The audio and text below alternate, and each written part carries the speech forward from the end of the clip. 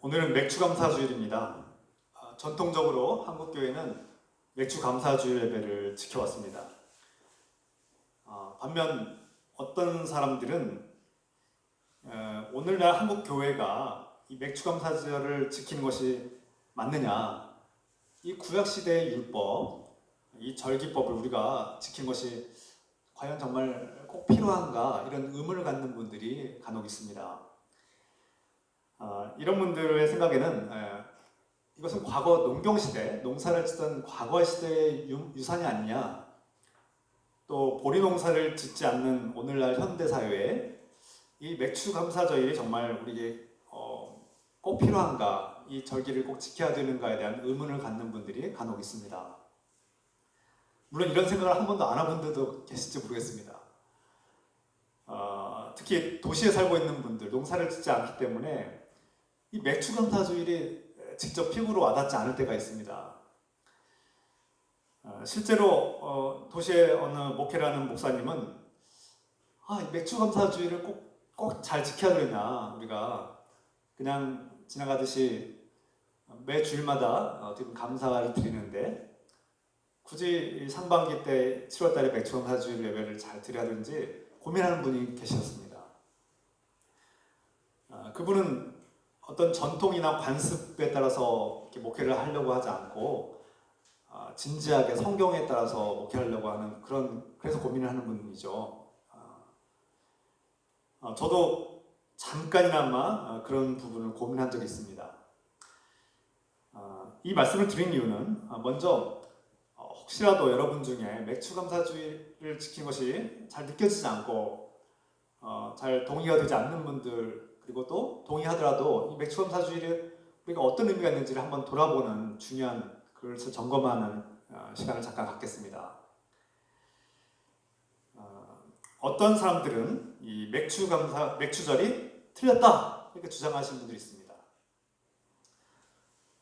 대표적인 학자 김증규 구학학 교수가 있는데 이분은 맥주감사절의 오류라는 책에 글을 썼습니다. 그 글을 보면 이스라엘 이 성경에 출애굽기에 나오는 이 추수감사절은 두 가지인데, 첫 번째는 밀추수다. 3월 중순에 심어서 5월 중순경에 이렇게 추수를 할 때, 그때 5월 중순경에 밀추수하는 그 절기가 맥주절이고, 우리 성경에는 맥주절, 밀을 추수하는 건데 보리맥을 써서 보리추수로 이렇게 잘못 번역했다. 이건 잘못된 해석이고 오류다 이렇게 주장합니다.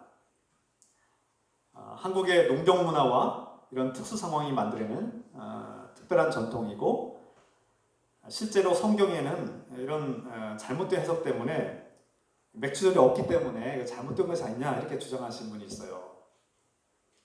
오늘 말씀을 읽은 것처럼 16절에 맥주절을 지키라, 우리나라 한글 성경에는 맥주절로 번역했죠. 보리맥입니다. 보리추수절.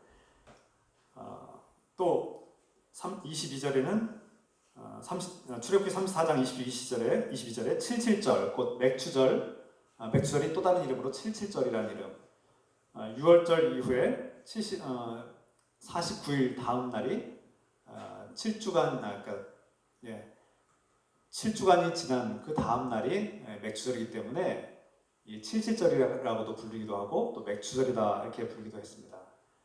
이 원어를 보면은 갓지르라는 단어를 쓰고 있는데, 이것은 추수절기, 하그는 절기고 갓지르는 추수라는 뜻입니다. 수확. 그러니까 보리라는 말은 없어요. 밀이라는 말도 없고요. 기하게 보면 단순히 추수절기를 지키라는 뜻입니다. 제가 현수막을 추수감사 예배로 이렇게 올린 것도 그냥 보리맥자를 뺀 거죠. 추수감사 예배. 이스라엘 백성들은 봄에 추수감사 예배를 한번 드리고, 그러니까 밀 추수감사 예배를 한번 드리고, 또 가을에 모든 그 곡식과 열매와 모든 것에 대한 추수를 또 한 번 드렸던 것이죠. 말이에요. 그래서 1년에 2번의 추수 예배를 드렸다. 그렇게 이해하면 되겠습니다. 그 성경에 또 나오는 오늘 본문의 수장절을 지키라 이 말씀, 이것은 오늘날 우리 현대 표현으로 말하면 추수감사주를 의미하는 것이죠. 수장절, 또 다른 말로 초막절. 그래서 초막절을 지키라, 수장절을 지키라는 이 명령은 오늘날 우리가 추수감사주 예배로 드리고 있습니다. 물론 이 추수감사 예배도 엄밀하게 따지면 그 시기가 이스라엘과 좀 맞지 않고요. 또 이것은 청교도, 미국의 청교도 정신과 문화와 전통을 우리가 이어받았기 때문에 11월 둘째 주마다 추수감사 예배를 드리고 있습니다. 그것도 한국의 특수 상황인 것이죠. 11월 달에 추수하는 한국 상황을 반영한 것입니다.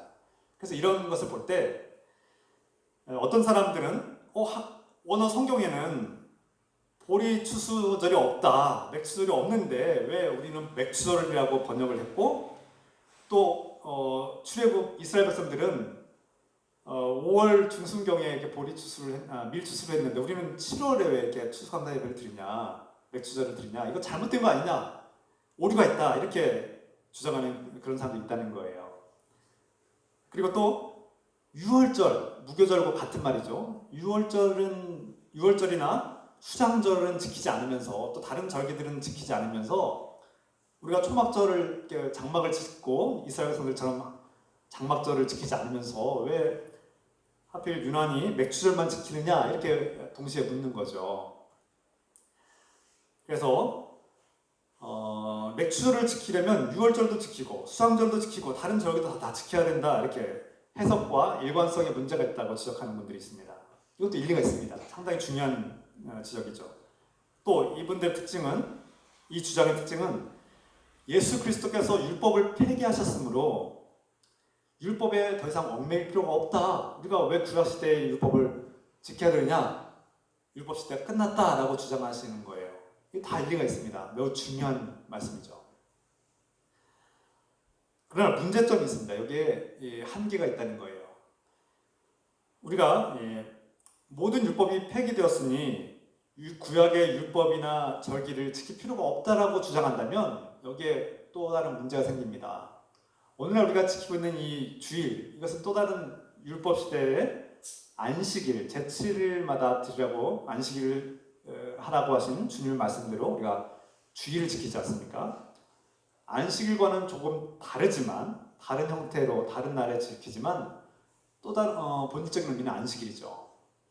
또 오늘날 현대에도 구약시대의 율법인 11조를 주님께 드립니다. 이것도 율법의 하나이죠.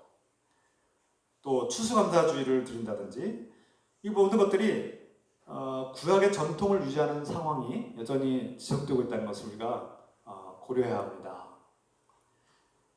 또한 그래서 자칫 구약 성경의 전체를 부정하거나 이것을 거부할 수도 있고, 오늘날 한국 교회가 하고 있는 아름다운 전통들을 다 부정할 수도 있는 그런 주장이기도 한 것이죠. 여기에 한계가 있다는 것입니다. 여러분 좀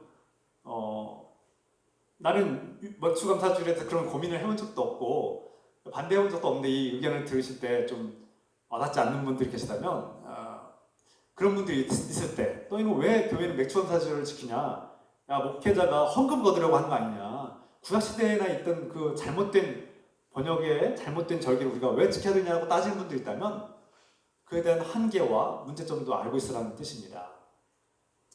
또 다른 한편으로는 이 맥추절을 기념하고 지켜야 된다, 무조건 지켜야 된다라고 또 주장하는 부류가 있어요.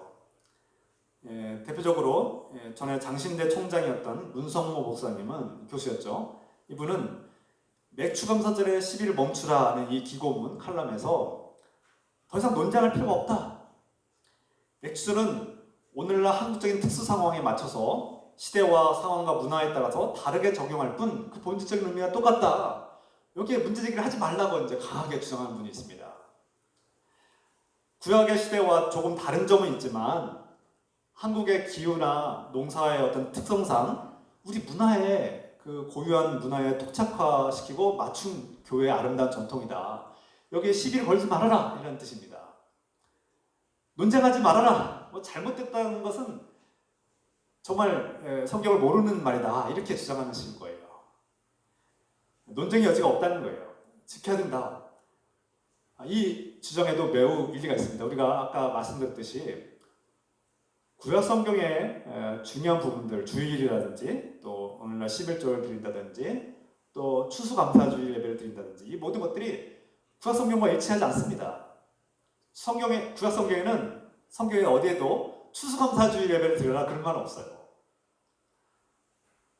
너희가 추수한 것을 곡식 추수한 것을 감사드리는 초막절, 장막절 이렇게 부리는 수장절을 지키라는 말씀이 있어요. 그런데 또 추수감사주일, 그러니까 죄송합니다. 우리말로는 맥주절이죠.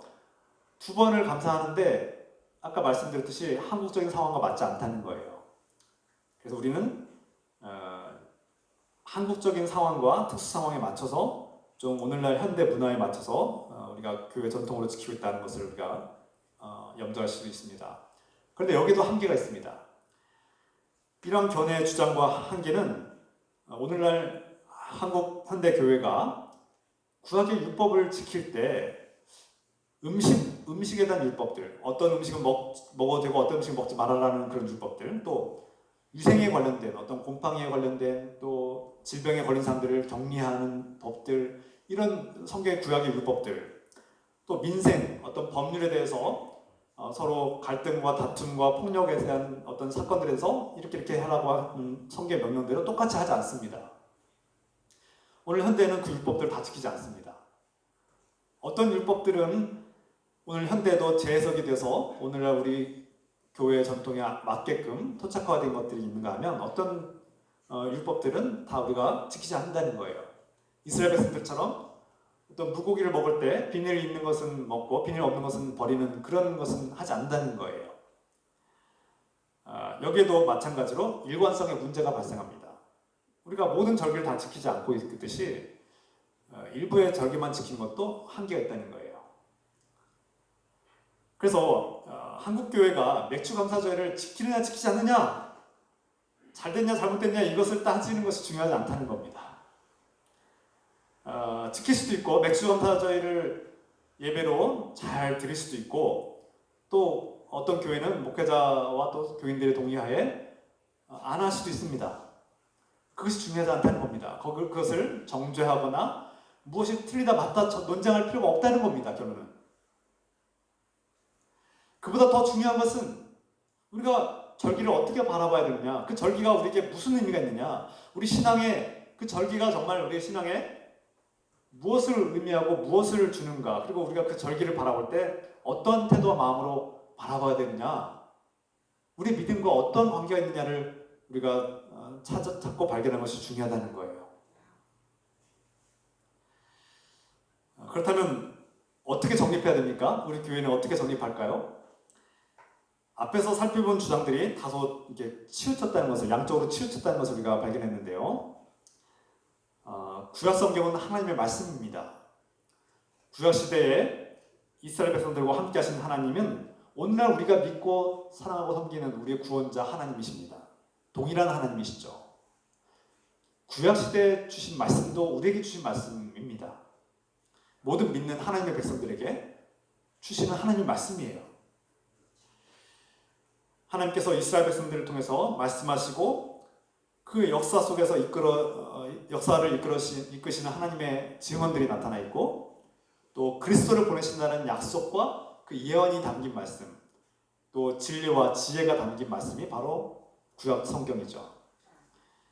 그러므로 이 구약 성경의 율법 안에 담겨있는 하나님의 뜻과 가르침을 우리가 해석할 필요가 있어요. 오늘날에 맞게 해석할 필요가 있다는 거예요. 그것을 무시해서는 안 된다는 겁니다. 하나님께서 왜 이스라엘 백성에게 절기를 지키라고 명령하셨는지 그 본질과 의미를 깨달아야 합니다.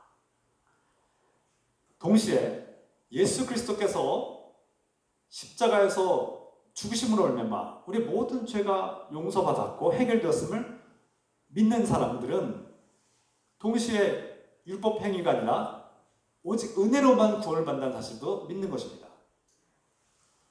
우리는 율법 행위의 시대가 끝났고 새로운 시대, 은혜의 시대에 살고 있습니다. 믿음의 시대, 예수 시대에 살고 있죠. 그러므로 우리는 더 이상 율법에 얽매일 필요가 없습니다. 그럼에도 불구하고 우리가 구약 성경을 하나님의 말씀으로 받아들이는 우리 기독교인들은, 그리스도인들은 이 모든 절기, 성경에 있는 또 율법 안에 있는 절기와 명령들에 담겨있는 하나님의 뜻이 무엇인가, 그 본질적인 의미가 무엇인가를 우리가 발견하고 찾아야 된다는 것입니다. 맥주절의 맥주 안에 하나님께서 주시는 중요한 교리와 진리의 의미가 담겨 있습니다. 네 가지로 살펴보시는데요. 첫 번째는 감사입니다. 모든 하나님의 백성들은 하나님께 감사해야 된다는 것입니다. 여기 맥주절의 의미가 담겨 있다는 거예요. 밀수확, 보리든 밀이든 수확을 할 때 그 처음 열매의 기쁨과 감사를 하나님께 드리는 것입니다. 이것이 진리입니다. 가뭄이나 어떤 자연재해나 이 세상의 어려움을 이겨내고 우리가 열매를 수확할 수 있는 그 기쁨을 하나님께로부터 받았음을 기뻐하는 것이죠. 감사하는 것입니다. 또 그 수확을 통해서 우리 가족과 공동체가 살아갈 용기와 희망을 얻게 된 것이죠. 그 수확이 주는 기쁨, 감사를 통해서 이것이 어느 내 땀과 노력으로 이루어진 것도 있지만 하나님의 절대적인 은혜가 없이는 이룰 수 없다는 것을 믿는 것입니다. 믿는 자에게 감사하는 것이죠. 하나님을 믿지 않는 사람은 감사할 게 없습니다. 하나님을 믿지 않는 사람은 절기에 대해서 논쟁할 필요가 없어요. 절기를 지켜야 되냐 지키지 말아야 되냐 이건 하나님 안 믿는 사람에게는 아무 관계가 없는 것입니다. 믿는 사람에게는 이것이 중요한 것이죠. 맥주절은 완전한 수확은 아닙니다. 처음 열매.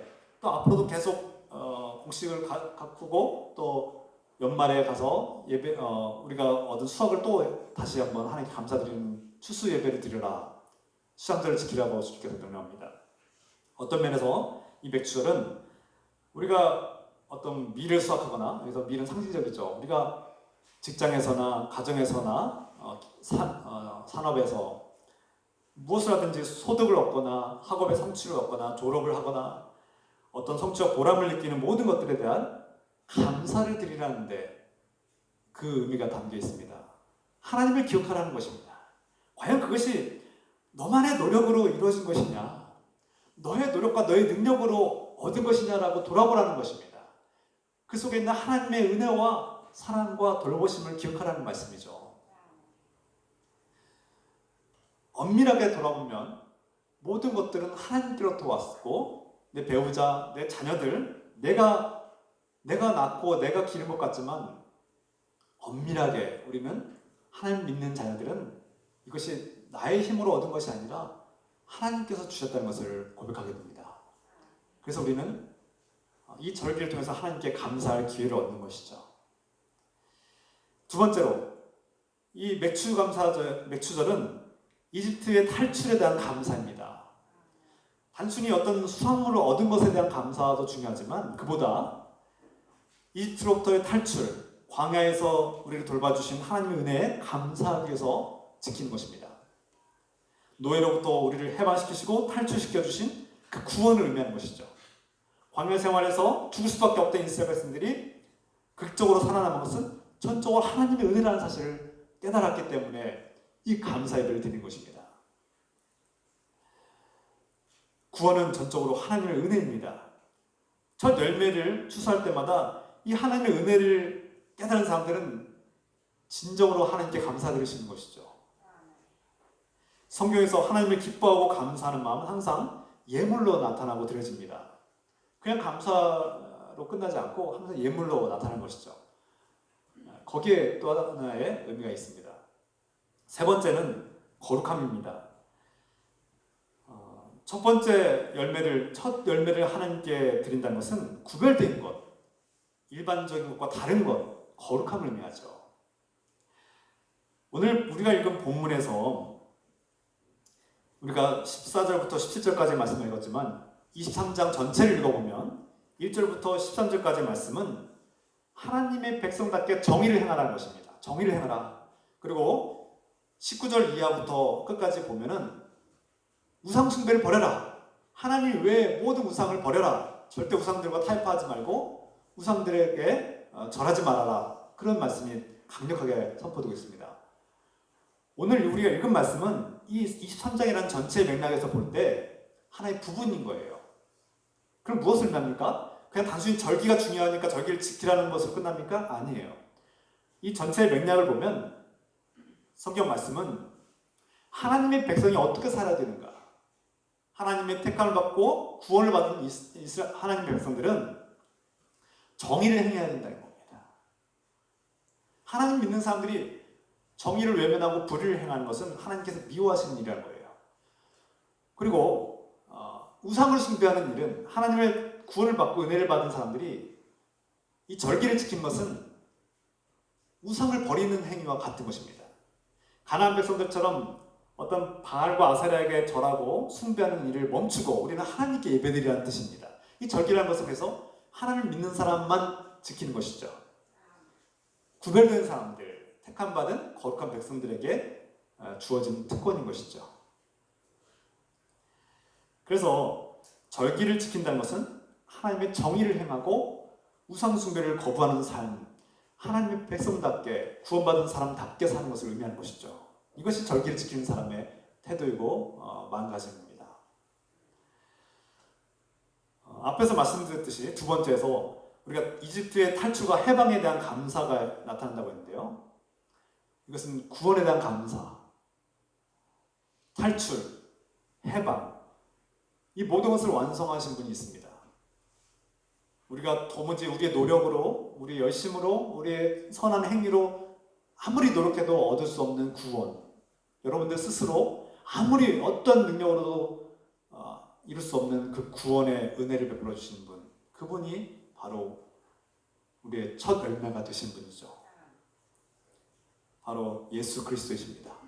성경은 예수 그리스도가 우리의 첫 열매가 되셨다. 첫 열매가 되신 예수 그리스도께서 이 맥주절을 완성하셨다는 것입니다. 신약 성경에서 맥주절이 없어진 것이 아니라 예수 그리스도가 우리의 첫 열매가 되셔서 하나님께 드려짐으로써 우리에게 영원한 생명을 주는 진정하고도 영원한 맥주 감사절이 완성됐다는 것입니다. 고린도전서 15장 20절 말씀.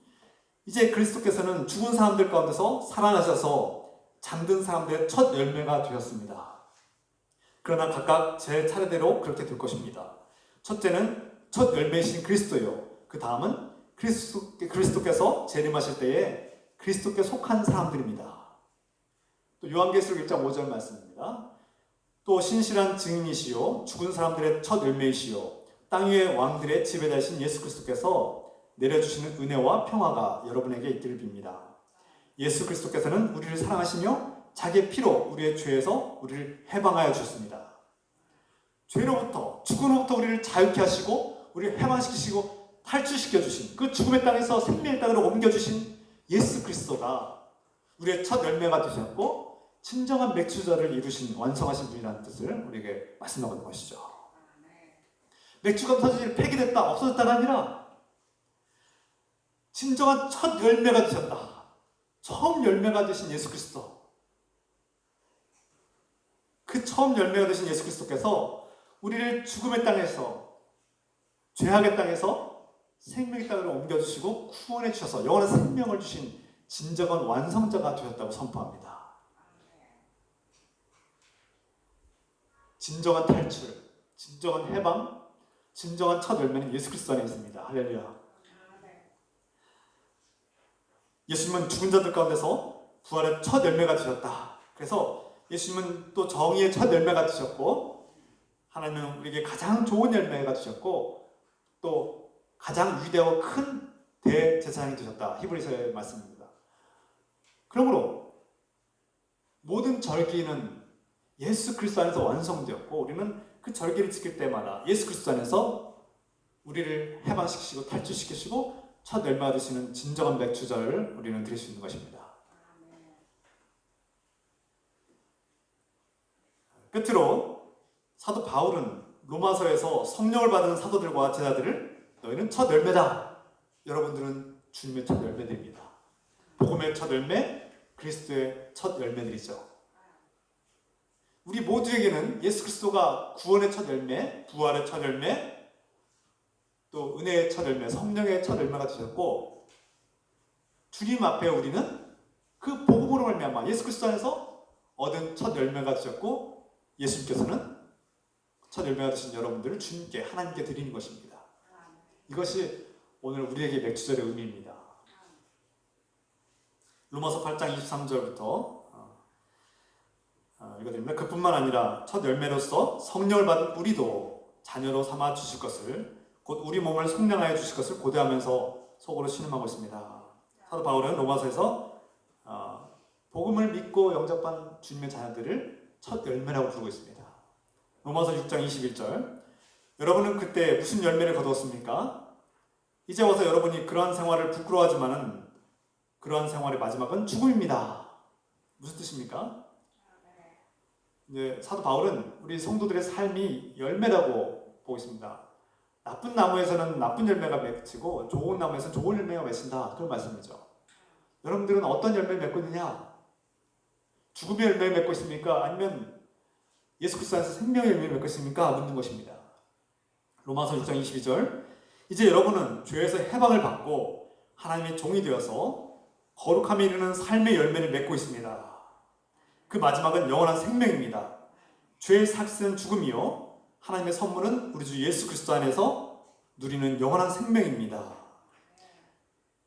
우리의 첫 열매가 되신 예수 그리스도를 믿는 사람들은 주님께 거룩한 열매를 드려야 되고 그 열매는 생명의 열매입니다. 예수 그리스도 밖에 있는 사람들은 자기의 열매는 곧 죽음의 열매라는 거예요. 예수 그리스도 밖에서 어떤 노력으로도 우리는 열매 맺을 수 없다는 겁니다. 그것은 죽음의 열매뿐이에요. 반면 우리의 첫 열매가 되신 예수 그리스도 안에 있는 사람들은 죄사함을 받았고 영원한 생명을 얻었기 때문에 우리는 하나님께 첫 열매로 거룩한 열매로 하나님께 드려지는 것입니다. 이 예배가 우리가 드리는 성령의 예배, 거룩한 예배가 곧 하나님께서 기뻐 받으시는 진정한 맥주절의 의미가 되고 완성이 된 것이죠.